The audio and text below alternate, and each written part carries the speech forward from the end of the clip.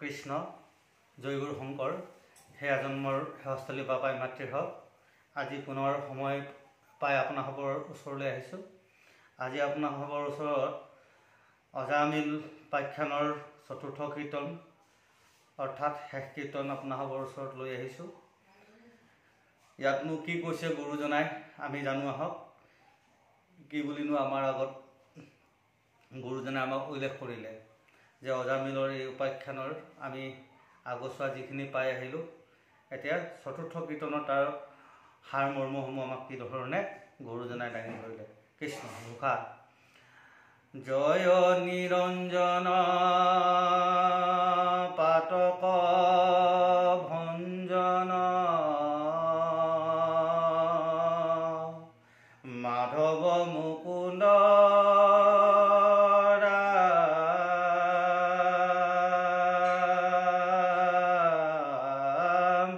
জয় নিৰঞ্জন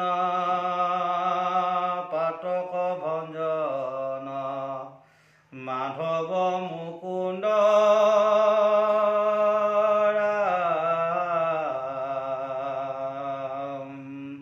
পদ। এতিয়া ইয়াত গুৰুজনাই আগতীয়াকৈ স্মৰণটো দিছে ঘোষা হিচাপে, তাৰমানে আমি ঘোষিব লাগিব।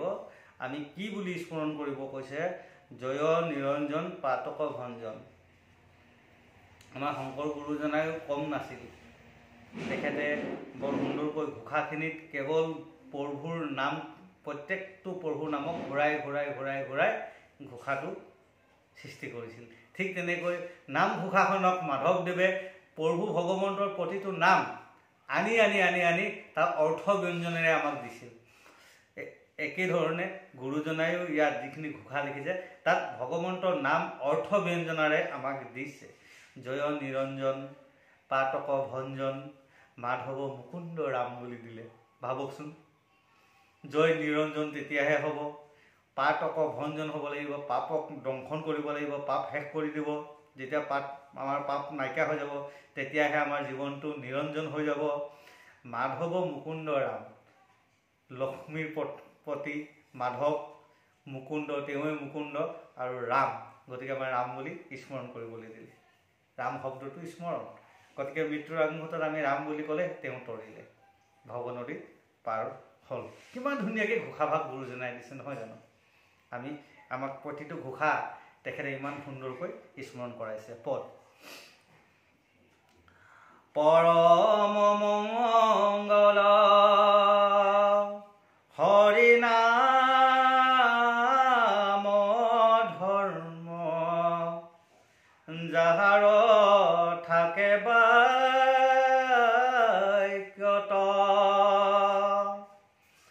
তাৰ তেতিক্ষণে ভস্ম হৈয়া যায় মহাপাপ কোটি হত। তাবদেকে মহা পাতক হস্তিৰ থাকে মহাগৰ্ব মদ যাবে ৰাম নাম পমত্ৰ সিংহৰ অনুগুছে ধনী বদৰাম।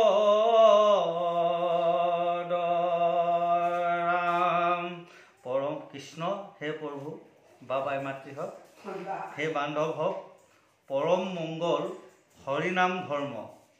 হৰিনাম ধৰ্মই হৈছে পৰম মংগল। আৰু এই নাম ধৰ্ম যাৰ মুখত থাকে, বাক্যত থাকে, তেখেতৰ কি হয়? মহাপাপসমূহ, শতকোটি পাপসমূহ কি হৈ যায়? ভস্ম হৈ যায়। যদি যিজনে হৰি নাম অহৰহৰ শ্ৰৱণ কীৰ্তন কৰি থাকে তেখেতৰ জীৱনত অহা এই শতকোটি পাপসমূহ ভস্ম হৈ যায় বুলি কৈছে। তাব ডেকে মহা পাতকী হস্তিৰ থাকে মহাগৰ্ব মদ। সেইসকলৰ মহাগৰ্ব মদত অহংকাৰত থাকে যিসকলে কেতিয়াও এই প্ৰমত্ত সিংহৰ নাম নলয়। এতিয়া নাম সিংহ বুলি কৈছে, এতিয়া প্ৰমত্ত সিংহ বুলি ক'লে যে এনেকৈ আমাৰ সিংহ প্ৰকাৰো আছে। যে দুৰ্গাৰ ওপৰত থকা সিংহৰ নাম বেলেগ, মনক আমাৰ এই কামাখ্যা দেৱীয়ে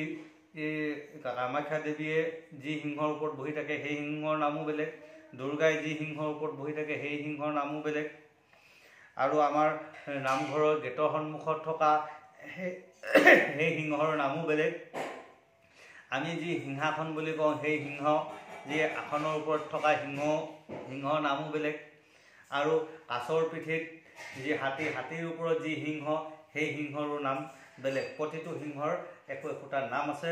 আৰু ঠিক তেনেকৈ এইটো ইয়াত কি ক'লে, আমাক প্ৰমত্ত সিংহ বুলি ক'লে।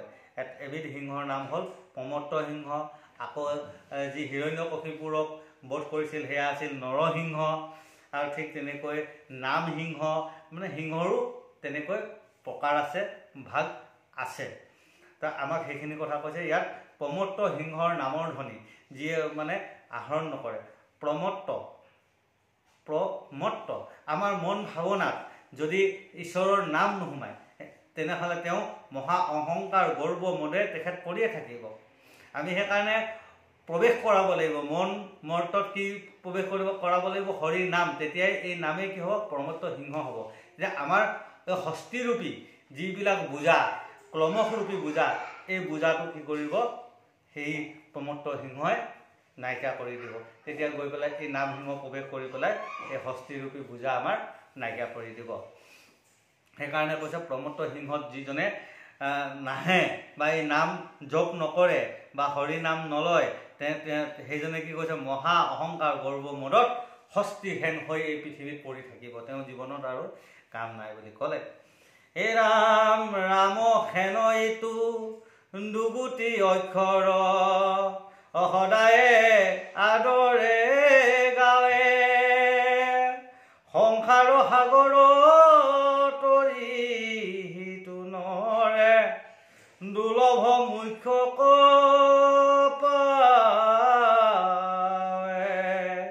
হৈবে মলমতি লোকৰ নিশ্চয়, গুচিবে সবে আচাৰ, কলি যুগে আৰু অন্যত ধৰ্মত কাৰো নাহি অধিকাৰ। সেই বান্ধৱ ইয়াত বৰ সুন্দৰকৈ বৰ ধুনীয়া কথা এষাৰ এনে ইমান তত্ত্বৰূপেৰে ভৰাই দিলে। ভাবকচোন, কলি যুগত বেলেগ অন্যত্ব ধৰ্মৰ বোলে অধিকাৰ নাই, কলি যুগত কেৱল হৰি নামৰহে অধিকাৰ আছে বুলি ক'লে গুৰুজনাই। তাৰ পাছতো এই কলি যুগত অন্য ধৰ্ম কৰ্ম কৰিবৰ কাৰণে আমাৰ লোক দৌৰি যায়, আৰু সেই কৰ্ম কৰিবৰ কাৰণেহে সদায় আগবঢ়ায়। হৰি নামৰ মহাতত্ত্ব যি কলি যুগত তৰণৰ উপায় যিটো নাম, সেই নামৰ পৰা আঁতৰাই পুনৰ যাগযজ্ঞ পূজা পাতললৈ ভৰাই লৈ গুচি যায়। ভাবকচোন, এফালে আকৌ আমাৰ গুৰুজনে কি বুলি লিখি থৈ গ'ল? কলি যুগত কেৱল হৰি নামৰহে অধিকাৰ, বেলেগৰ অধিকাৰ নাই। দাপৰ যুগত সেই পূজা, তেতাৰ যুগত যজ্ঞৰ অধিকাৰ আছিল, কিন্তু কলি যুগত হৰি নামৰ অধিকাৰ। যি সময়ত যাৰ অধিকাৰ আমি তাক ভজিব লাগে, যি সময়ত যাৰ অধিকাৰ আছে তাক ভজা, আৰু যাৰ অধিকাৰ নাই তেওঁক ভজিলে হ'ব জানো? এতিয়া ধৰি লওক এটা অফিচ, আমাৰ ধৰি লওক চাৰ্কুল অফিচতে চক্ৰ বিষয়া যিজন আছে, বৰ্তমান সময়ত যিজন চক্ৰ বিষয়া আছে, বা আপোনালোকৰ লাডত যিটো এৰিয়াত মানে যিজন মণ্ডল আছে, সেই মণ্ডলজনক ধৰিব লাগিব। যদি সেই মণ্ডলজন ইয়াৰ পৰা ট্ৰেন্সফাৰ হৈ যায়, সেই মণ্ডলজনক ধৰিলে মানে জানো আমাৰ মাটিৰ কাম কাৰ্য হ'ব জানো? নহয়। ঠিক তেনেকৈ যিটো সময়ত যিজন মণ্ডল আছে, যিটো সময়ত যিজন চক্ৰ বিষয়া আছে, যিটো সময়ত যিজন DC আছে, আমি সেইটো সময়ত সেইজনক ভজিব লাগিব। আৰু সেইজন গুচি যোৱাৰ পিছত আকৌ এই যিজন গুচি গ'ল সেইজনক জানো ভজিলে মানে আমাৰ কাম হ'ব? নহয়। কাৰণ যাৰ যেতিয়া দায়িত্ব থাকে তেওঁ তেতিয়া ভজিব লাগিব। এতিয়া কলি যুগত কাৰ দায়িত্ব আছে? হৰি নামৰ দায়িত্ব আছে। তো কলিয়ে ক'ত প্ৰৱেশ নকৰে? কলিয়ে সবাতো প্ৰৱেশ কৰিব, কেৱল হৰি নামত প্ৰৱেশ কৰিব নোৱাৰে বুলি কৈছে। কলি যুগত কেৱল কলিয়ে এঠাইতে মানে প্ৰৱেশ নহয়, সেয়া হৈছে হৰি নামত। সেয়েহে কলি যুগত কেৱল অধিকাৰ হৰি নাম। এই হৰি নামত যিজনে আহৰণ কৰিলে, যি ল'লে, তেওঁৱে কলি যুগত তৰিব বুলি ক'লে। সেইকাৰণে গুৰুজনাই কৈছে কলিৰ যুগত আৰু অন্যত্ৰ ধৰ্মত কাৰো নাহি অধিকাৰ। এই কলি যুগত আন ধৰ্মৰ কাৰো অধিকাৰ নাই বুলি কৈছে। সেইকাৰণে কৈছে ৰাম নামহেন দুগুটি অক্ষৰ সদায় গাৱে সাদৰে সদায় যিয়ে গাৱে। কৈছে যে ৰাম হেন এইটো দুগুটি অক্ষৰ সদায় আদৰে গাৱে। সংসাৰ সাগৰ তৰি সিটো নৰে। দুৰ্লভ মুখ্য পাৱে। এই দুৰ্লভ জীৱনৰ মুখ্য সেইজনে পাব যদি এই কলিকালত যিজনে এই দুটি আখৰৰ ৰাম নাম অহৰহৰ গালে। এই হৰিনাম যিজনে গালে তেওঁহে কলিকালত তৰিলে। তাৰ হৰিনামৰ বাহিৰে অন্যত্ৰ ধৰ্মৰ ইয়াত অধিকাৰ নাই কলি যুগত। গতিকে সেইবিলাক যদি কৰিলে তেওঁ মুখ্য তৰিব নাপায় আৰু নোৱাৰেও।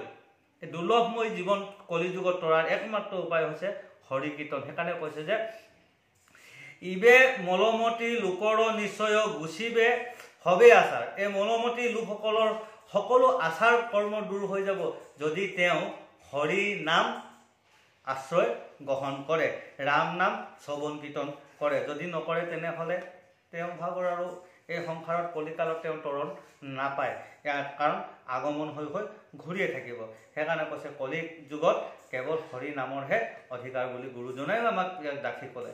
আৰু তাৰপিছতো আমি কীৰ্তন ঘোষাৰ এই অজামিল উপাখ্যান নাম অপৰাধৰ আমি যি দ্বিতীয় কীৰ্তন আমি যদি ভালকৈ চাওঁ তেনেহ'লে তাত আমি সুন্দৰকৈ পাম, পাষণ্ড মৰ্দনৰ সুন্দৰকৈ পাম। কাৰণ তেতিয়া তাত আমাক শেষৰ ফালে আমাক ধুনীয়াকৈ দিছে। এই ওপৰৰ যিকেইটা কোট সেইকেইটাকে আনি পেলাই দেখুৱাই পেলাই কয় কলিকালতো এইখন কৰিব লাগে, আমুকটো কৰিব লাগে বুলি আমাক কিছুমানে লিখি দিয়ে। ওপৰৰ কোটকেইটা চালে নহ'ব। শেষত গুৰুজনে আমাক কি ক'লে? এতিয়া গুৰুজনে আমাক শেষত চতুৰ্থ কীৰ্তনত অজামিল উপাখ্যানত আমাক ইমান ধুনীয়াকৈ কৈছে যে কলি যুগত হৰিনামৰহে অধিকাৰ। গতিকে হৰিনামত যিসকল গৈছে, যি আশ্ৰয় ল'ব গৈছে সেইসকলকো ঘূৰাই ল'ব বিচাৰিছে, যাক যজ্ঞলৈ টানিব বিচাৰিছে। কিমান মানে এইবিলাক এটা দুৰ্লভময় কথা। গতিকে আমি এই হৰিনামৰ পৰা আমাক আঁতৰাব নালাগে। যদি হৰিনামলৈ আহিছে হৰিনামলৈ আহি যাওক, হৰিনাম লওক। ঈশ্বৰৰ নাম লৈ মুক্তি পাব পাৰে। এই সংসাৰৰ কেৱল মুক্তি পোৱাৰ একমাত্ৰ পথ হৈছে কলিকালত কেৱল হৰিনাম। সেইকাৰণে আমাক হৰিনাম ল'বলৈ কৈছে। আৰু এইবিলাক এৰি পেলাই অন্য ধৰ্ম কৰ্মত ইয়াৰ অধিকাৰ নাই কলি যুগত। কলিত কেৱল হৰিনামৰহে অধিকাৰ বুলি ক'লে। আৰু সেইটো এৰি পেলাই যদি আমি আকৌ আন কৰ্ম কৰিবলৈ যাওঁ জানো হ'ব? কেতিয়াওতো নহ'ব। সেই বান্ধৱ হওক, গুৰুজনে আমাক ইমান সুন্দৰকৈ কৈছে। ইয়াৰ পাছতো আমাক ইমান সুন্দৰকৈ কৈছে, আহোচোন শুনো। আন ধৰ্ম এৰি হৰি নাম স্মৰি সুখে পাৱে যে নগতি। অনেক প্ৰবন্ধে সমস্ত ধাৰ্মিকে নপাৱে তাক সম্প্ৰতি। সদায় কৃষ্ণক স্মৰিও ক্ষণিকো নপাহৰি বাহানৰ। যত মহাপাপ যত মহাপুণ্য ই দুয়ো হবে কিংকৰ। কৃষ্ণ বা মাই মাতৃ ইয়াত কৈছে আকৌ আন ধৰ্ম এৰি হৰিনাম স্মৰি সুখে পাৱে যেন গতি। আন ধৰ্ম কৰ্ম এৰি হৰিনাম যদি আহৰণ কৰিলে তেওঁ যিটো সুখেৰে গতি পাব এই সংসাৰৰ পৰা, অনেক প্ৰবন্ধে অনেক ৰীতি নীতি প্ৰবন্ধ কৰিও সমস্ত ধাৰ্মিকে নপাৱে তাক সম্প্ৰতি। অনেক ৰীতি নীতি কৰিছে, আমুক দান দিছে, আমুকটো কৰিছে, তামুকটো কৰিছে, যে আমাৰ এই সংসাৰৰ গতি পাবলৈ হ'লে আমি কি কৰিব লাগিব? গো দান দিব লাগিব। সেইকাৰণে গৰু দান দিলে। আমুক বোলে আকৌ কি কয় আমি তৰণ পাবৰ কাৰণে আমি কি কৰিব লাগিব বোলে, বিভিন্ন ধৰণৰ বোলে বিভিন্ন ঠাইত গৈ আমি কি কয় কাৰোবাক বোলে বস্ত্ৰ দান কৰিব লাগিব, কাৰোবাক অৰ্থ দান কৰিব লাগিব। বিভিন্ন মানে আমুক দেৱী পূজা কৰিব লাগিব, তামুক দেৱী পূজা কৰিব লাগিব, যাগ কৰিব লাগিব, যজ্ঞ কৰিব লাগিব। ইমানবোৰ কৰিও কোনো তৰণ কৰিব নোৱাৰে বুলি কৈছে। ইমান প্ৰবন্ধ কৰিলেও মানে তৰিব নোৱাৰে, যিটো হৰি নামত সুখে নিমিষতে সুখেৰে পাৰ হ'ব পাৰে। আৰু সেইবিলাক কৰ্ম কৰি পাৰ হ'ব নোৱাৰে বুলি কৈছে। আকৌ কৈছে সদায়ে কৃষ্ণক স্মৰিও ক্ষণিকো নপাহৰিবা হে নৰ। যে কৃষ্ণৰ নাম ক্ষণিককণ সময়ো আমি স্মৰণ কৰিবলৈ পাহৰিব নালাগে, যাতে আমি প্ৰতিটো সময় কৃষ্ণৰ নাম স্মৰণ কৰি থাকি এই নৰতনু দেহাৰ পৰা ওলাই যাওঁতে যেন মুখৰ বাণী বা আমাৰ চিত্তই হৃদয় স্মৃতিৰ লগত একযোগ হৈ কৃষ্ণ নামেৰে আমি বিলীন হৈ পৰম বায়ুত বিলীন হ'ব লাগিব। সেই কথা কৈছে, হে নৰ তুমি নাপাহৰিবা, যেনেকৈ অজামিলে মৃত্যুৰ আগমুহূৰ্তত ধুনীয়াকৈ আগত কৈ গৈছে প্ৰথম কীৰ্তনত, যে মৃত্যুৰ আগমুহূৰ্তত নাৰায়ণৰ নাম লৈ কৃষ্ণ বুলি কৈয়ে নাৰায়ণ বুলি কৈয়ে মুক্তিপথ পাইছে। সেই অভ্যাসটো আনিবৰ কাৰণে আমি যে সেনেকৈ পাম সেইটো কথা নহয়। গতিকে আমাৰ জিভাখন বা মন চিত্ৰটো আমাৰ শুদ্ধ কৰিবলৈ হ'লে এই জিভাখনৰ পৰা কৰ্ণলৈ যিমান দূৰ, বেছি দূৰ নহয়, সেইকাৰণে আমি যদি অশ্লীল ভাষা কওঁ তেনেহ'লে মুখৰ পৰা ওলোৱা বাণীয়ে আমাৰ কি হ'ল, কাণত স্পন্দন কৰি আমাৰ মন চিত্ৰ বেয়া কৰি দিব। তেওঁ চাইকেট্ৰিষ্ট প্ৰব্লেম হ'ব, বিভিন্ন ধৰণৰ মানে কিবা এটা কথা ক'লে কিবা এটা কৈ পাব। গতিকে হৰি নামেৰে যদি এই জিভাৰ পৰা ওলোৱা হৰি কীৰ্তনেৰে যদি কাণত স্মৰণ কৰি পেলাই মন চিত্ৰটো শুদ্ধ কৰি ৰাখে, তেনেহ'লে মৃত্যুৰ আগমুহূৰ্তত আমাৰ চিত্ত আৰু মনে লগে লগে কৃষ্ণৰ নামৰ লগত সংযোজন হৈ যাব। সেইকাৰণে কৈছে কৃষ্ণৰ নাম অহৰহৰ ক্ষণিককণো আমি পাহৰিব নালাগিব, কৃষ্ণৰ নাম আমি স্মৰণ কৰিব লাগিব। সেই স্মৰণ কৰিলে কি কৰিব, যত মহাপাপ আছে সকলো দূৰ হৈ যাব। সেইকাৰণে কৈছে পাপ পুণ্য সকলো কাৰ কিংকৰ, কৃষ্ণৰ কিংকৰ। গতিকে এই সকলোবোৰ কৃষ্ণৰ কিংকৰ কাৰণে আমি কৃষ্ণৰ নাম জপ কৰিব লাগিব। এতিয়া জপ কৰিলে ই আমাৰ মৃত্যুৰ আগমুহূৰ্তত এই জিভায়ো লগে লগে কৃষ্ণহে ওলাব। জিভাখন আমি যিটো নামত আমি বেছিকৈ ব্যৱহাৰ কৰিম সেই নামতহে জিভাখন স্মৰণ কৰিব, জিভাই সেই কৰ্মহে কৰিব। গতিকে উভত মাত মাতি থকা মানুহজনে নজনাকৈ উভত মাত মাতি পেলায়, তেওঁ নকয়, মন মগজে নকয়, কিন্তু জিভাখনত ওলাই যায়। কিয় ওলায়? কাৰণ সেই জিভাখনে উভত মাতটো মাতোতে মাতোতে তাতে বিলীন হৈ থাকে জিভাখন। গতিকে সেই বান্ধৱ হওক, আমাক সেইকাৰণে কৈছে যিমান পাৰে কৃষ্ণৰ নাম লওক, কৃষ্ণৰ নাম লৈ যেন এই জিভাখনে আমাক কেৱল কৃষ্ণ নামেই স্মৰণ কৰাব। মৃত্যুৰ আগমুহূৰ্তত আমাৰ মন চিত্ৰ যদিও মানে কৃষ্ণ বুলি নকয়, জিভাখনে কৃষ্ণহে উলিয়াব, আৰু কৃষ্ণ উলিয়াই পেলাই আমাৰ কৰ্ণেদি প্ৰৱেশ কৰাই মন চিত্ৰ শুদ্ধ কৰি পেলাব। গতিকে আমাৰ এই শৰীৰৰ প্ৰতিটো অংশ আমি কৃষ্ণৰ নামত সদায় সেৱা কৰিব লাগিব। হাত দুখনে যদি যেতিয়াই পাওঁ আমি জীৱ দেখিলে কৃষ্ণ যদি কওঁ যে ব্ৰহ্মাণ্ডৰ কুলক ৰক্ষণা হেতু হে প্ৰভু তুমিয়েই জগত জীৱ, গতিকে তুমিয়েই জগত জীৱ বুলি যদি প্ৰভু ভগৱন্তৰ চৰণত আমি যদি প্ৰণাম কৰি থাকোঁ, তেনেহ'লে মৃত্যুৰ আগমুহূৰ্তত বুকুৰ ওপৰত এই হাত দুখন এনেকৈ কৰি সুন্দৰকৈ আমি যদি কৃষ্ণ বুলি হৈ আমাৰ হাত দুখন যদি প্ৰণাম হৈ থাকে, প্ৰণাম হৈ যাব। কাৰণ আমি এই কৰ্ম, কি কৰ্মত আমি বেছিকৈ হাত দুখন ব্যৱহাৰ কৰালোঁ? কৃষ্ণ নামত আমি কীৰ্তন কৰিলোঁ, চাপৰি বজালোঁ, গোবিন্দ গোপাল যদু নন্দন, কৃষ্ণৰ চৰণে লৈলোঁ শৰণ। সেই বাপাই মাতৃ হওক, আমি এনেকৈ যদি হৰি নাম গাই আছোঁ, তেনেহ'লে আমাৰ হাত দুখন চাপৰি মাৰোঁতো কি কৈ আছে? কৃষ্ণ কৈ আছে। কৃষ্ণৰ নামতহে আমাৰ চাপৰি বৈছে। গতিকে হাত দুখনত নিজেই সুন্দৰকৈ পুনৰ বন্ধ হৈ যাব। ভাবকচোন, এই কৰ্ম কৰিব কৈছে। সেইকাৰণে আমাৰ এই কৰ্মবিলাক প্ৰতিটো দেহৰ অংগ কৰ্মই যেন কৃষ্ণ নামতে বিলীন হয়। সেইকাৰণে আমাক কৈছে যে সকলোবোৰ কৃষ্ণৰে কিংকৰ। গতিকে আমাক এই কৃষ্ণৰ এই ভাৱনা কেনেকৈ আহিব পাৰে, গুৰুজনাই তাকেই চিন্তা কৰিছে, আৰু চিন্তা কৰি পেলাই আমাক দি থৈ গৈছে। এয়া কলিকালত কেৱল হৰিনাম কীৰ্তনেহে তৰিব বুলি আমাক ক'লে। কাৰণ যিমানবোৰ পাপ পুণ্য যাগ যজ্ঞ পূজা পাঠক যি আছে সকলো কাৰ কিংকৰ? কৃষ্ণৰ কিংকৰ। গতিকে আমি কৃষ্ণক ভজিব লাগে বুলি কৈছে। দুখৰ নিদান কলি যুগত এক মহাগুণ আছে, কেৱল কীৰ্তনে সংসাৰৰ বন্ধ এৰাই মুখ্য পাৱে পাছে। হৰিৰ নামেখে জীৱন আবে আমাৰ, কলি যুগে আন নাই গতি নাই জানাৰে হাৰ। সেই বান্ধৱ হওক, গুৰুজনাই আকৌ ইয়াত আমাক ক'লে দুখৰ নিদান। এই সংসাৰখন সুখৰ নহয়, দুখৰ নিদান। সেয়েহে কৃষ্ণই যেতিয়া শেষত কুন্তীক কৈছিল, কওকচোন পেহী, এই মহাভাৰতৰ অন্তিম সময়ত যুদ্ধৰ শেষত তুমি গোটেই জীৱনবিলাক দুখতে পাৰ কৰিলা, গতিকে এতিয়াহে পেহী তোমাক কি লাগে কোৱা, যি সুখ লাগে মই আপোনাক দিবলৈ ৰাজি আছোঁ। তেতিয়া পেহীয়ে কৈছিলে, হে বাসুদেৱ, হে পৰমেশ্বৰ, মোক একো নালাগে, গোটেই জীৱনটো দুখেই দিলা, গতিকে আৰু দুখ দিয়া, যিমান পাৰা সিমান দুখ দিয়া, যাতে মই এই দুখ পালেহে যাতে তোমাৰ নাম স্মৰণ কৰি থাকিব পাৰোঁ। কাৰণ আমি যদি সুখত থাকোঁ, অহংকাৰ গৰ্বত বৰ্তিত হৈ আমি তোমাক পাহৰি পেলাম। গতিকে হে প্ৰভু, হে বাসুদেৱ, আমাক কেৱল দুখ দিয়া, কুন্তীয়ে বিচাৰিলে। সেইকাৰণে গুৰুজনাই ইয়াক কৈছে দুখৰ নিদান। এই কলি যুগত আমি সুখ বিচাৰি বিচাৰি ক'তো সুখ নাপাওঁ।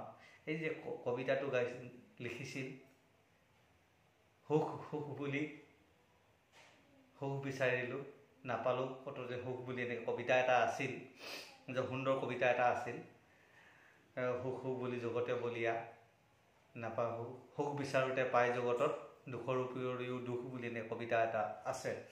গতিকে কুন্তীয়ে আয়ে কৈছে দুখে লাগে।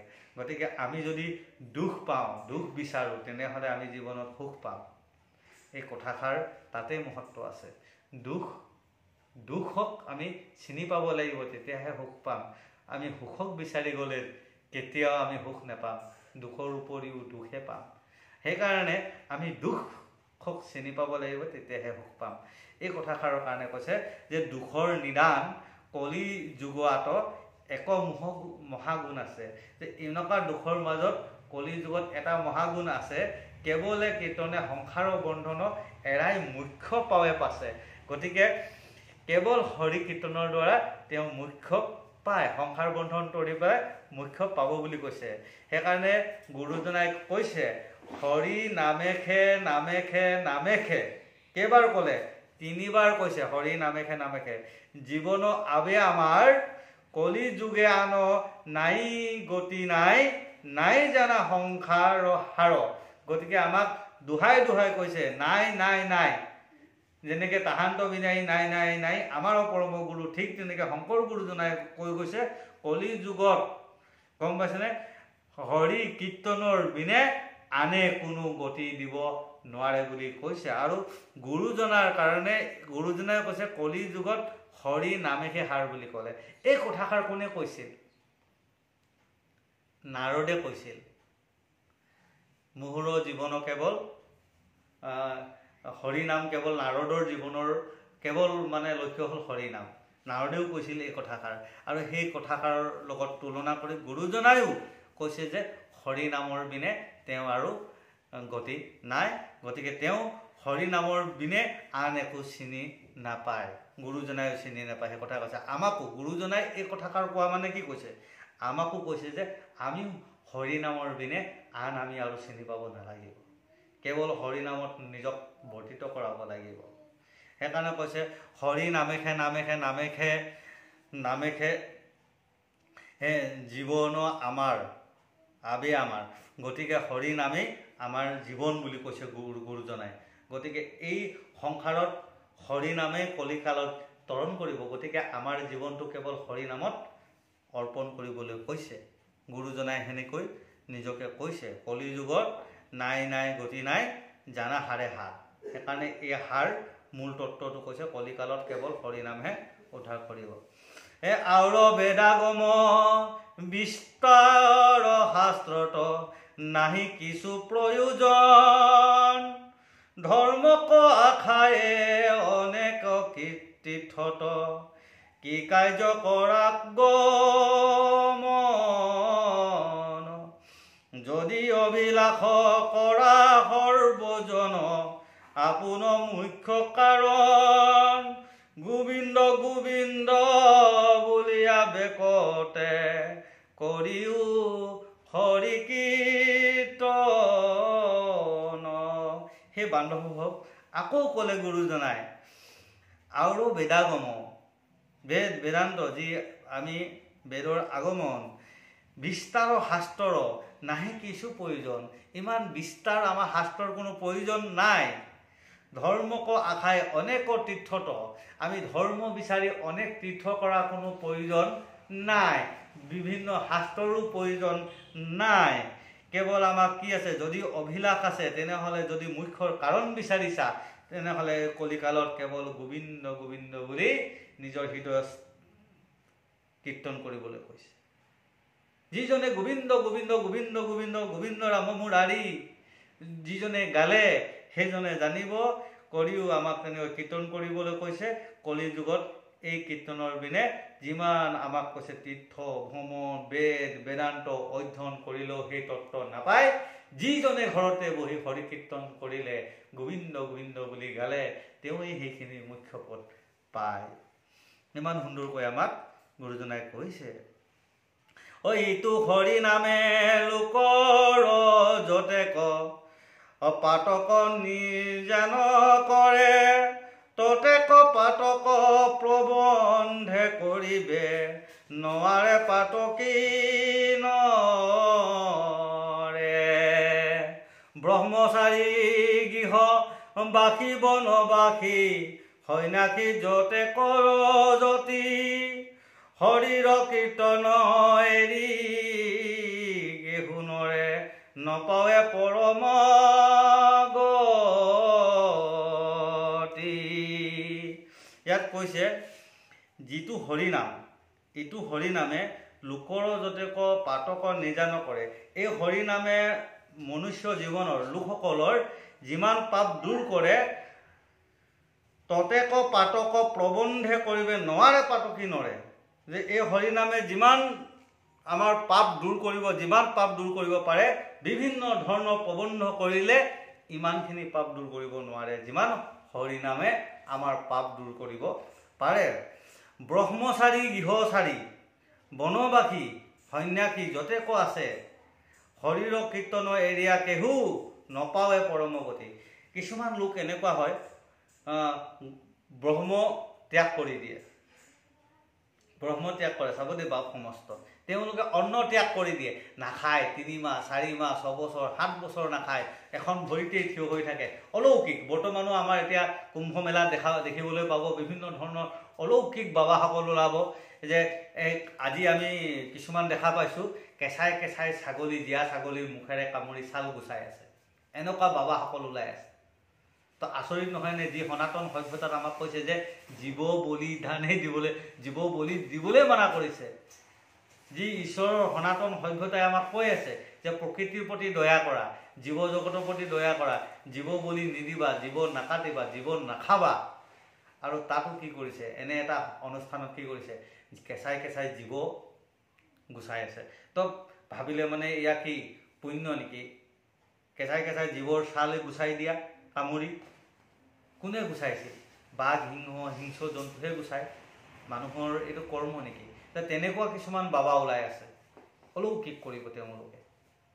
কিছুমানে নিজৰ ছালতে ফুটাব, ফুটাই গোটেই ঘূৰি থাকিব ছালখন লৈ, এখন ভৰিত থিয় হৈ দেখাব, বিভিন্ন ধৰণৰ অলৌকিক কৰ্ম কৰিব।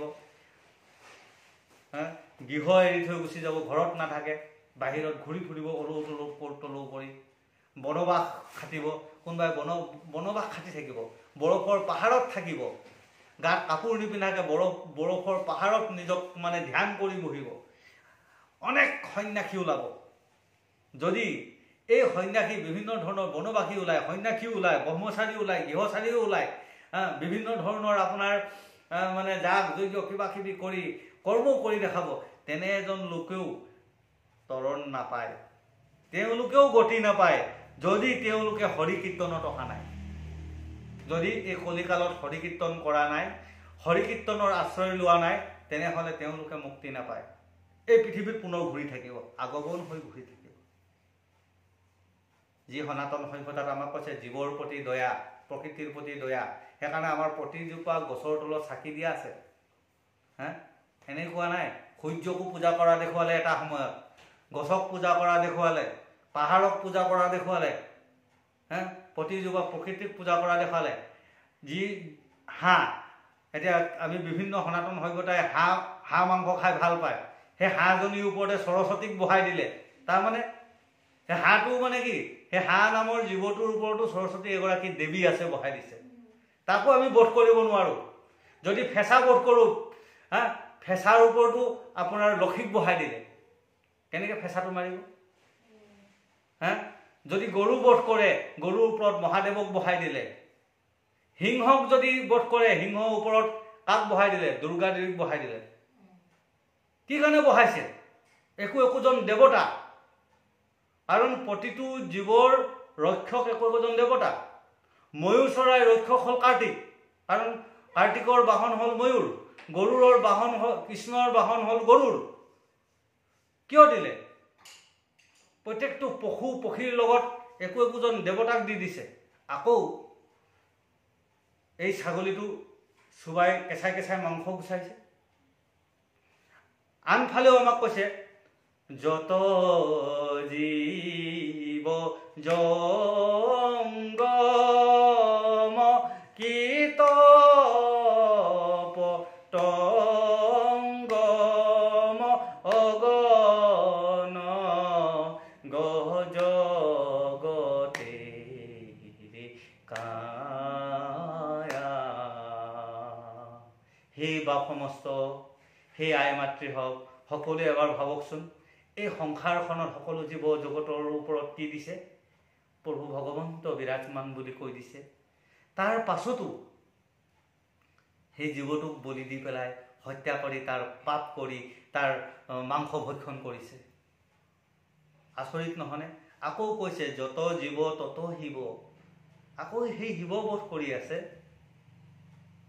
এফালে সেই শিৱকে আৰাধ্য দেৱতা বুলি কয় আৰু তেওঁকে বধ কৰি জীৱ খাই আছে।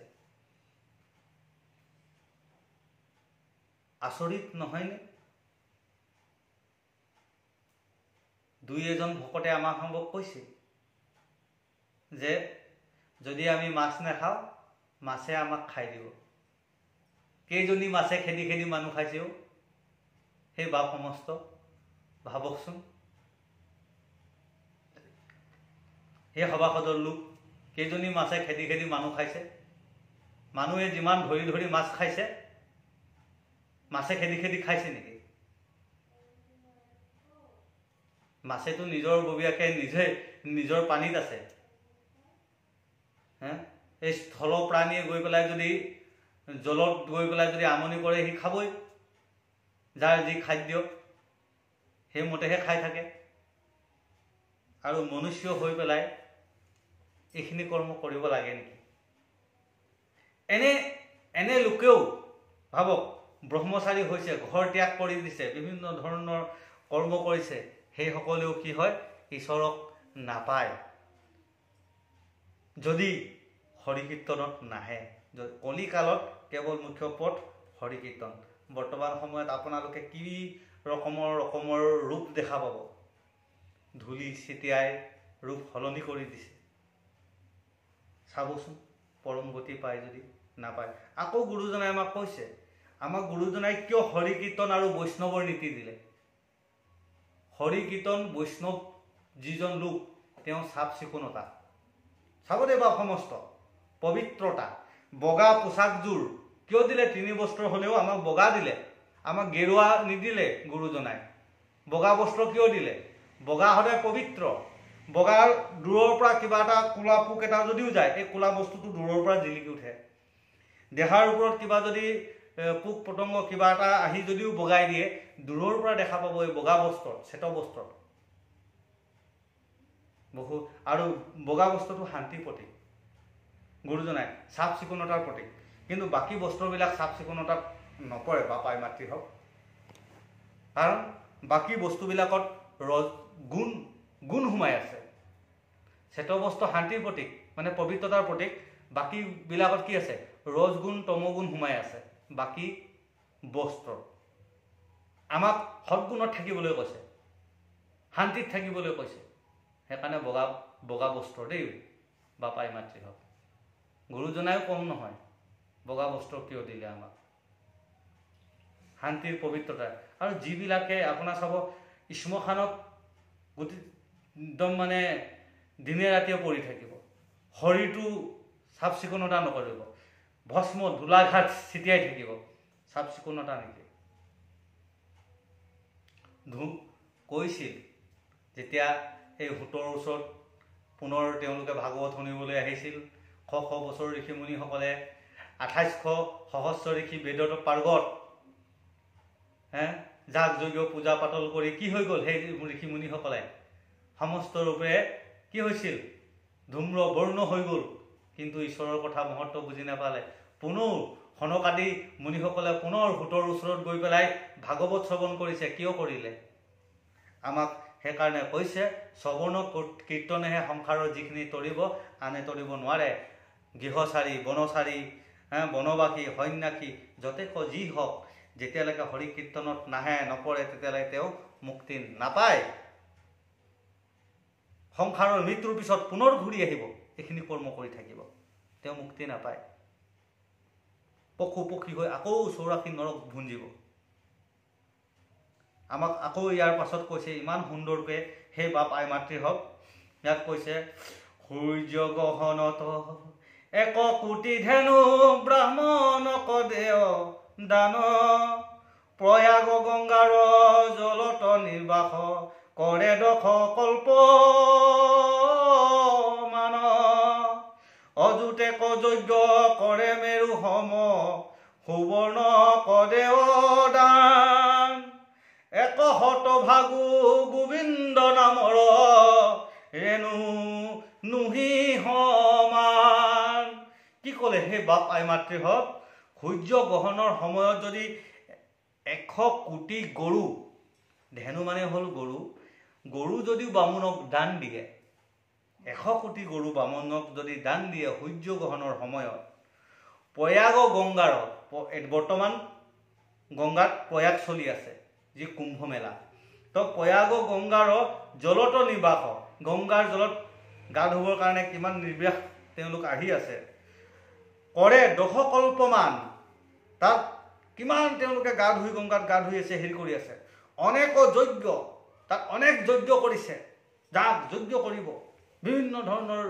মানে পূজা কৰিব কৰে মেৰু সম সুবৰ্ণকো দিয় দান তাত সেই যিসকল বামুণ বহি আছে সেইসকলক মানে আপোনাৰ সুবৰ্ণ সোণ পৰ্যন্ত আমুক বামুণক বোলে 10 জন বামুণক সোণ দিব লাগিব 20 জন বামুণক ৰূপ দিব লাগিব ইমান পৰ্যন্ত দান দিয়ক ইমানখিনি কৰ্ম কৰিও আপোনাৰ 100 কোটি গৰু দান দিও কি হ'ল গোবিন্দ নামৰ ৰেণু কোনো সমান মুক্তি নাপায় বুলি ক'লে গতিকে হৰি কীৰ্তনত ইমানখিনি মুক্তি দিব পাৰে আপুনি 100 কোটি গৰু ধেনু দান দিও ব্ৰাহ্মণক সোণ ৰূপ ইত্যাদিকে আপুনি টোপোলা ভৰাই দিয়ক তথাপি সেইখিনিয়ে ৰেণু কোনো সমান গোবিন্দ নামৰ ৰেণু কোনো সমান ঢুকি নাপায় বুলি ক'লে গতিকে আমি গোবিন্দ নামৰ কীৰ্তনে আমাক কিমান মুক্তি দিয়ে এবাৰ ভাবক হে বাপ আই মাতৃ হওক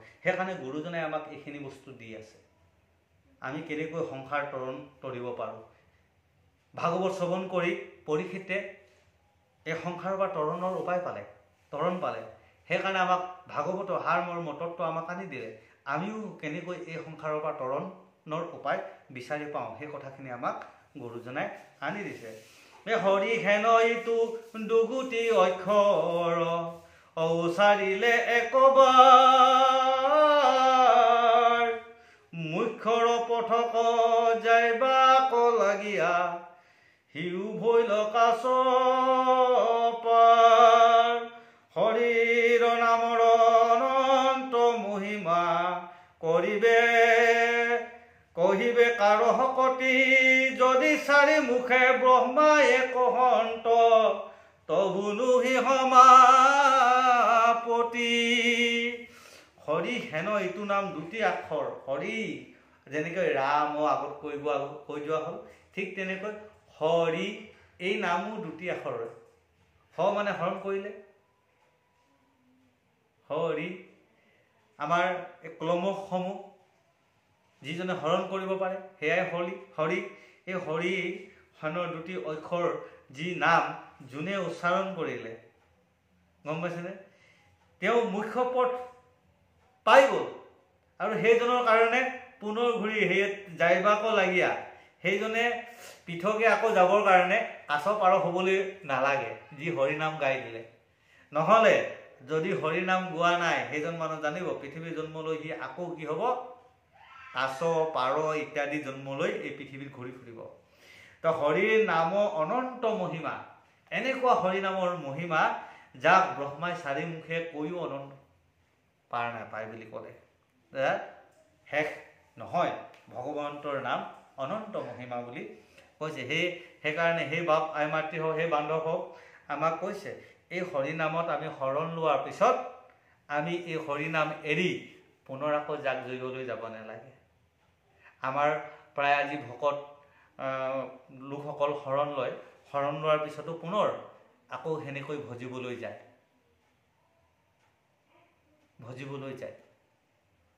আমাক এই অজামিল উপাখ্যানৰ পাছত আমি চিন্তা কৰিব লাগিব, অজামিল উপাখ্যানটো কিয় দিছে। হৰিনামত এক কৰি ল'লে, তাৰপিছত আমি বৈষ্ণৱ হৈ যাম। অজামিল উপাখ্যান আমি শেষ কৰাৰ পিছত একোজন বৈষ্ণৱ হৈ পৰিব। বৈষ্ণৱ ভকতজনে আকৌ মোহিনী ৰূপৰ পাছত যাব নালাগিব। সেইকাৰণে হৰমোহনীয়াৰ পাছলৈহে আছে বা পাই মাতি হওক, তত্ত্ব আছে দেই ইয়াত।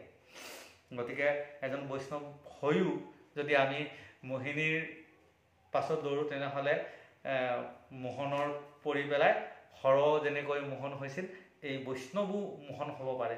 গতিকে জানি জ্ঞানীগণে এৰে কামিনীৰ সংগ, জ্ঞানীগণেহে কামিনীৰ সংগ এৰিব। আমি সেইকাৰণে জ্ঞানৰ বাবেহে শাস্ত্ৰ পঢ়িব লাগে, শাস্ত্ৰ পঢ়িব লাগে জ্ঞানৰ নিমিত্তে। আৰু আজি প্ৰায় শিক্ষকসকলক দেখা পাইছোঁ তেনেকুৱা এটা হেৰিয়ত পৰিছে। আমাৰ শিক্ষকসকলৰ ওচৰত আধ্যাত্মিক জ্ঞানৰ অভাৱ হৈ আছে। আমাৰ শিক্ষকসকলৰ ওচৰত বিজ্ঞানসন্মতৰ কিছুমান ভাৱ কমি গৈছে। আমাৰ শৰীৰে এটা যেনেকৈ নেগেটিভ আৰু পজিটিভ ভিতৰত আমাৰ মানে কি হ'ল আকৰ্ষণ আছে, আমাৰ শৰীৰৰ ভিতৰতো প্ৰকৃতি আৰু পুৰুষৰ মাজত আকৰ্ষণ হয়। এই আকৰ্ষণক আমি কেনেকৈ ৰাখিব লাগে, যদি এই আকৰ্ষণক আমি ৰাখিব নোৱাৰোঁ, তেনেহ'লে আমাৰ জীৱনত বিজ্ঞানসন্মত মতেও আমি কলুষিত অধ্যায় কৰিব পাৰোঁ। সেইকাৰণে যি কি নহওক, আমি যদি নাৰীৰ সেই স্পৰ্শত যদি আমাৰ মন আকৰ্ষিত হৈ যায়, তাক আমি কেনেকৈ বাধা দিব লাগিব। এই বাধাৰ একমাত্ৰ উপায় হৈছে আমাৰ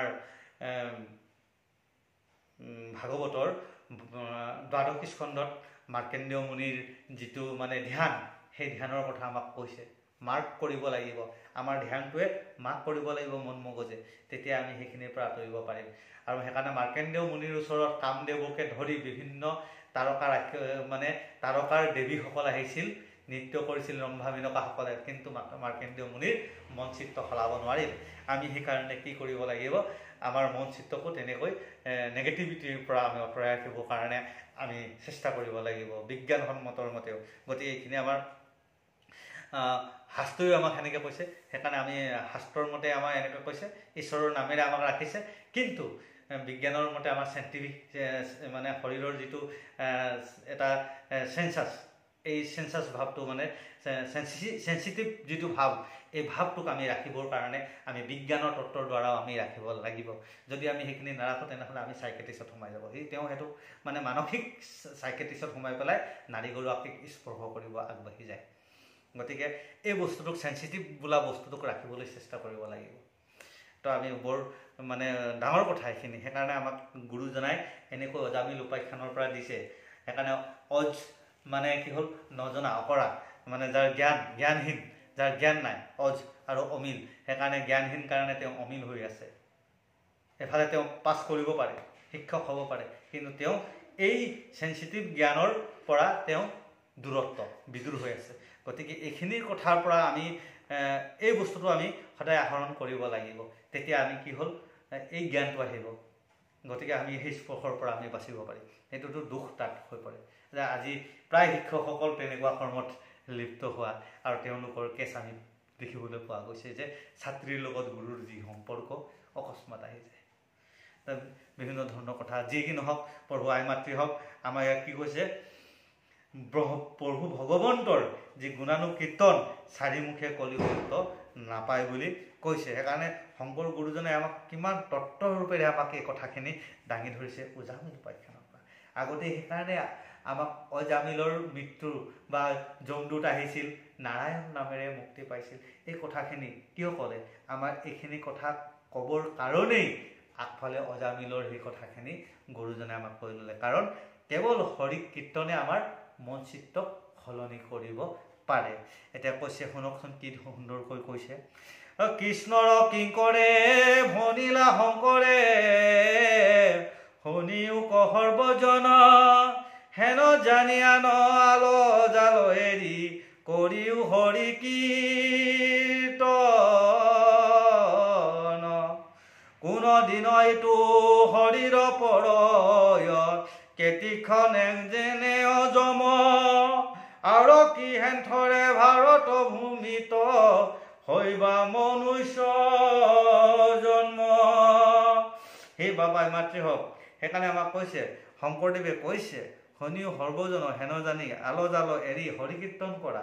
যে এই হৰি কীৰ্তনে আমাৰ মন চিত্ত শুদ্ধ কৰা। যে আমি দুনাই ভাৰতবৰ্ষত জন্ম ল'বলৈ পাম নেকি? নাপাওঁ।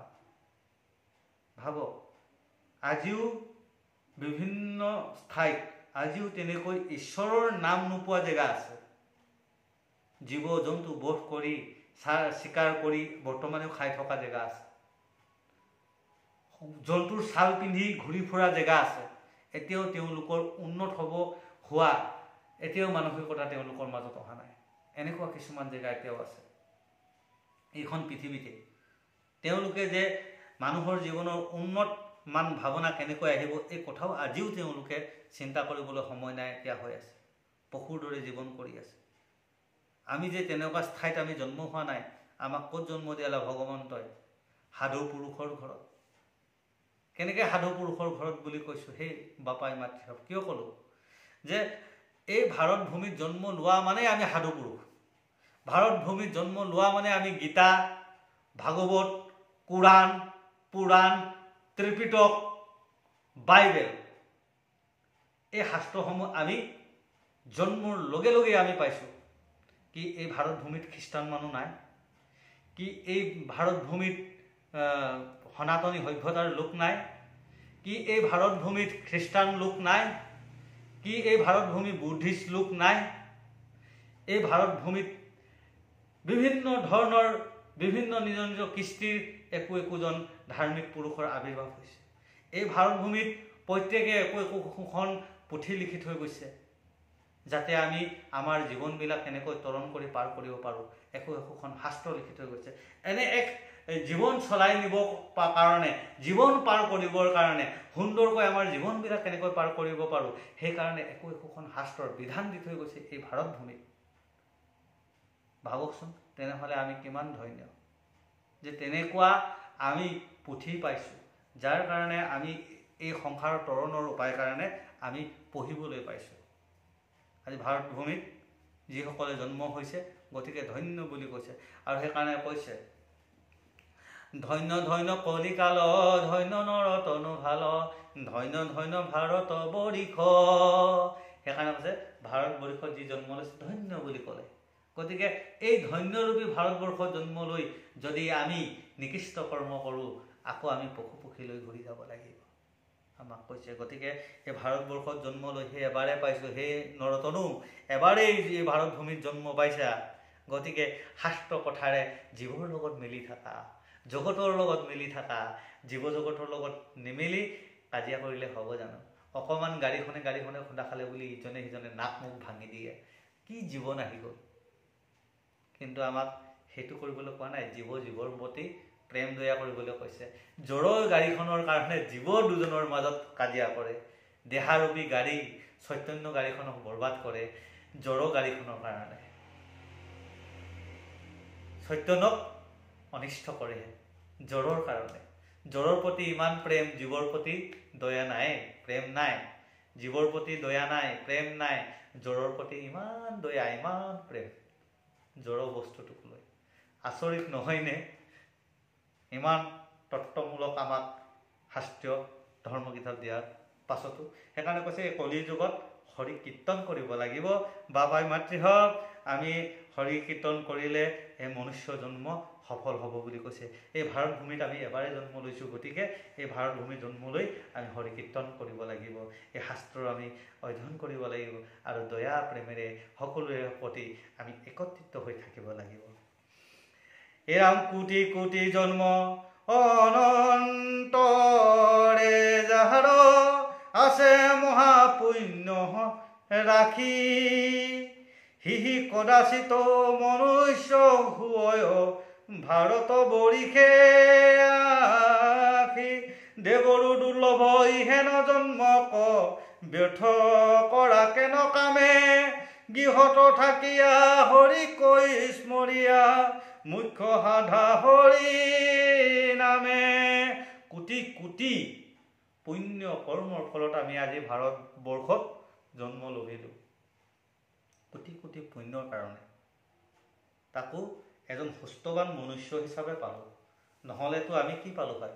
লেঙেৰা ভেঙেৰা জ্ঞানহীন ইত্যাদি আমি লোক হিচাপে আমি পৃথিৱীত জন্ম দিলে হয় ভগৱন্তই। কিন্তু আমি কোটি কোটি পুণ্য ভাগ লৈ অহাৰ কাৰণে দুখন হাত সুস্থ, দুখন ভৰি সুস্থ, দুটা চকু সুস্থ, নাক সুস্থ, মুখ সুস্থ, জিভা সুস্থ, মন চিত্ত সুস্থ দিছে। তাৰ পাছতো আমি কি কৰোঁ? বিভিন্ন ধৰণৰ নাখাবলগীয়া বস্তু, নকৰিবলগীয়া কৰ্ম কৰি পেলাই এই দেহাটোক পংগু কৰি মাৰোঁ, ঘূণীয়া কৰি মাৰোঁ। প্ৰভু ভগৱন্তই আমাক সুন্দৰকৈ এই দেহাটো বনাই পঠিওৱাৰ পিছতো আমি কি হয়? জ্ঞান থাকিও অন্ধ হৈ থাকোঁ। জ্ঞান চকু থাকিও আমি অন্ধ চকু ব্যৱহাৰ কৰোঁ। গতিকে মায়ামোহত আবদ্ধ হৈ অহংকাৰত মৰ্তিত হৈ আমাৰ জ্ঞান চকুটো বন্ধ কৰিব নালাগে, ধৃতৰাষ্ট্ৰ হ'ব নালাগে, আমি অন্ধ হ'ব নালাগে, জ্ঞান চকু খুলিব লাগে। তো এইখিনি কথা, এই আমি কোটি কোটি পুণ্যৰ ফলত ভাৰতৰ বৰ্ষত জন্ম লৈছোঁ। গতিকে আমি এই ভাৰতবৰ্ষত জন্ম লৈ পুণ্য অৰ্জন কৰি হৰি কীৰ্তন কৰি ইয়াৰ পৰা সংসাৰৰ পৰা তৰণ সাধাৰণ মুখ্য উপায় আমাক গুৰুজনাই ক'লে আমি তৰি যাব লাগিব। কোটি এক ৰাজ হৈ সমেধ যজ্ঞ আকনুহে হৰি হেন হৰি নাম নলৈও খেলাত মৰে আত্মঘাত কৰি। কোটি এক ৰাজ অশ্বমেধ যজ্ঞও যদি কৰে, ইমান ডাঙৰ অশ্বমেধ যজ্ঞ কৰিও কি হ'ল? হৰি নামৰ সমান হ'ব নোৱাৰে। এনেই এইখিনি হেলাতে গুচি যাব। ইমান তত্ত্ব কথা কৈছে। হেন বেদবাণী তথ্য হেন জানি আসনতে সুখে সুখে থাকি আপোনাকো তৰা পুৰুষ উদ্ধাৰা হৰি হৰি বোলা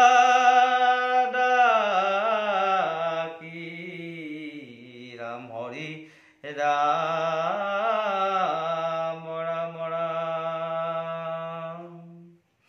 এতিয়া আমাক সুন্দৰকৈ গুৰুজনাই কৈ গ'ল যে এয়াই হ'ল বেদৰ মুখ্য বাণী। বেদৰ মুখ্য বাণী হ'ল কেৱল হৰিনাম। হৰিনাম আহৰণ কৰি এই সংসাৰৰ পৰা সুখে আমি তৰণ কৰি পাৰ কৰি যাব লাগিব। সেই বাপ আই মাতৃ হওক, বেদৰ মুখ্য বাণীয়ে আমাক ক'লে যে মুখ্য বাণী হ'ল হৰিনাম। তাৰ পাছতো আমাক কি কয়? হৰিনামৰ পৰা আঁতৰাই বেদৰ বাণী হৈছে বোলে যাগ যজ্ঞ পূজা পাতল কৰা, তালৈ টানি নিয়ে। বেদৰ মুখ্য বাণীৰ পৰা আঁতৰাই বেদৰ বিভিন্ন ধৰণৰ যাগ যজ্ঞ পূজা পাতললৈ আমাক টানি লৈ গুচি যাবলৈ বিচাৰে। আমাৰ মুখ্য বাণীহে লাগে। বেদৰ মুখ্য বাণীত আমি বৰ্তিত হৈ হৰি কীৰ্তনে যে এই পৰম উদ্ধাৰ কৰিব পাৰে, জীৱন উদ্ধাৰ কৰিব পাৰে তাৰ তত্ত্ব। সেইকাৰণে নিজক তৰণ কৰি এই পুৰুষ মানে হ'ল আত্মা, জীৱ আত্মা, এই পুৰুষক আমি উদ্ধাৰ কৰিব লাগিব, নহ'লে পুৰুষ উদ্ধাৰ নহ'ব। তো সেইকাৰণে কৈছে আমি হৰি হৰি ডাকি বোলা হৰি হৰি, আমি হৰি হৰি বুলি কৈ আমাৰ জীৱনৰ পুৰুষ উদ্ধাৰ কৰিব লাগিব। কৃষ্ণ জয় গুৰু শংকৰ। হে বাবাই মাতৃ হওক। আজিলৈ অজামিল উপাখ্যান ইমানতে সমাপ্ত হৈছে। ইয়াৰ পাছৰ আমি কীৰ্তন যেতিয়া সময় পাম আপোনাসৱৰ আগত আমি চেষ্টা কৰিম, আগবঢ়াম, আৰু পৰাপক্ষত যিখিনি পাৰোঁ আৰু আপোনাসৱে কেনে পাইছে আমাক জনাব, আৰু আপোনালোকে জনালেও আমি সুখী হ'ম। আৰু এই অজামিলৰ পাছতে আমাৰ উপাখ্যানৰ পিছতে বৈষ্ণৱৰ গুণৰ কথা ক'ব। আমি বৈষ্ণৱ এতিয়া অজামিল উপাখ্যানৰ পাছতে আমি কৈছিলোঁ নহয় মহাদেৱ শিৱৰ যি বৈষ্ণৱৰ কথা, গতিকে আমি বৈষ্ণৱৰ কথা পাম। ইয়াৰ পিছত আমি পলাশ চৰিত্ৰ পাম, মানে বৈষ্ণৱৰ চৰিত্ৰ। পলাশ চৰিত্ৰ মানে হ'ল বৈষ্ণৱৰ চৰিত্ৰ। আমি অজামিল উপাখ্যানৰ দ্বাৰা ধ্যান কৰি কৃষ্ণক কেনেকৈ হৃদয়ত বহাব পাৰোঁ সেইখিনি পালোঁ। এতিয়া তাৰপিছত আমি এতিয়া পলাশ চৰিত্ৰ পাম। তো এজন মানুহৰ চৰিত্ৰ কেনেকুৱা হ'ব, বৈষ্ণৱ লোকৰ চৰিত্ৰ কেনেকুৱা হ'ব। তাৰপিছত এই পলাশ চৰিত্ৰৰ পাছত আমি হৰমোহন পাম। গতিকে পলাশ চৰিত্ৰ এজন বৈষ্ণৱে কিয় মোহিনীৰ পাছত যাব নালাগে, এইখিনি কথা আমাৰ তত্ত্ব দিব যে কামাতুৰৰ পাছত পৰিব নালাগে বুলি আমাক সুন্দৰকৈ ক'ব। এতিয়া আমাৰ পলাশ চৰিত্ৰৰ দ্বাৰা আমাক বুজাব যে এজন বৈষ্ণৱৰ চৰিত্ৰ কেনেকুৱা। যি কি নহওক, সেই বাপাই মাতৃ হওক, আমি পুনৰ আপোনালোকৰ ওচৰলৈ আহিম আৰু যেতিয়া সময় পাওঁ আপোনালোকেও আমাক দয়া কৰিব। কৃষ্ণ জয় গুৰু শংকৰ কৃষ্ণ।